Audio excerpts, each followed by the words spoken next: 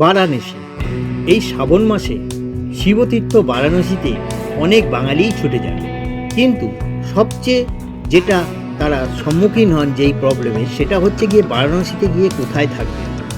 আজকে আপনাদেরকে বলে দেব বারাণসীতে একটা খুব সুন্দর থাকার জায়গা। সেই জায়গাটা কিভাবে আপনারা যাবেন, কিভাবে বুক করবেন, সেটা এই ভিডিওটা দেখলে আপনাদের ক্লিয়ার হয়ে যাবে। তাই চলুন ভিডিওটা শুরু করি, আর আপনাদেরকে বলবো এই ভিডিওটা শেষ অবধি দেখেন।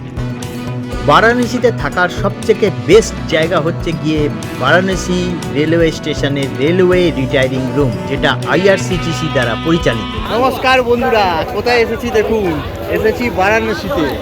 এই দেখুন, এই হচ্ছে বারাণসী স্টেশন। অযোধ্যা থেকে আমরা বন্দে ভারত করে বারাণসীতে এলাম। বারাণসীতে আমি এসে উঠেছি রিটায়ারিং রুমে। চলুন রুমটা আগে দেখিয়ে দিই। এই হচ্ছে গিয়ে রিটায়ারিং রুমের লবিটা। আমার রুম নাম্বার হচ্ছে 4 নম্বর বলছে, মানে 204। ঠিক আছে, লবিটা একবার দেখিয়ে দিই, তারপর চলুন রুমটা আপনাদেরকে দেখাচ্ছি। আমার রুম এইটা, এই আমাদের রুম নাম্বার 4। একটা সোফা আছে, একটা টেবিল আছে, আমরা জিনিসপত্র রেখেছি এসে। এরকম বিছানা আছে, 2জন কেন 3জনও ভালো করে শোয়া যায়। ওইখানে আর একটা টেবিল আছে, এই একটা আয়না আছে, একটা আলমারি আছে, এই একটা বাথরুম আছে। বাথরুমটা ছোট, তবে সব কিছু ভালো। গিজার নেই, মোস্ট প্রবাবলি এখানে ডাইরেক্ট গরম জল আসে। আর এই হচ্ছে গিয়ে বারাণসী রেল স্টেশন, এখান থেকে দেখা যায়। এই রুমটা দেখছেন ওয়েল ডেকোরেটেড।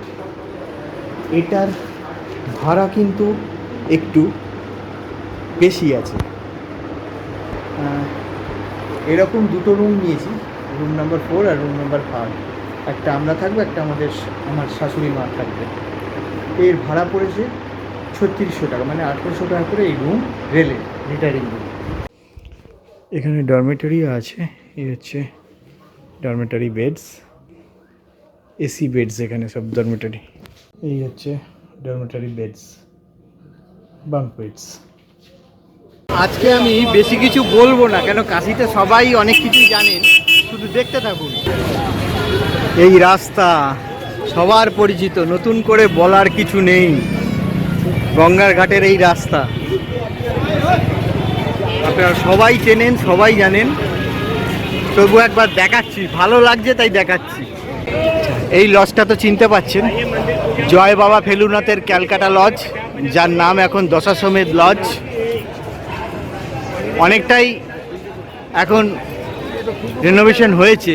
হচ্ছে কাশীর গঙ্গার ঘাট, যেটা নতুন করে কিছু পরিচয় দিতে, নতুন করে কোনো পরিচয় দেওয়ার বোধহয় কোনো প্রয়োজন নেই। এখন নদীতে প্রচুর জল, তাই জন্য নৌকা পরিষেবা বন্ধ আছে।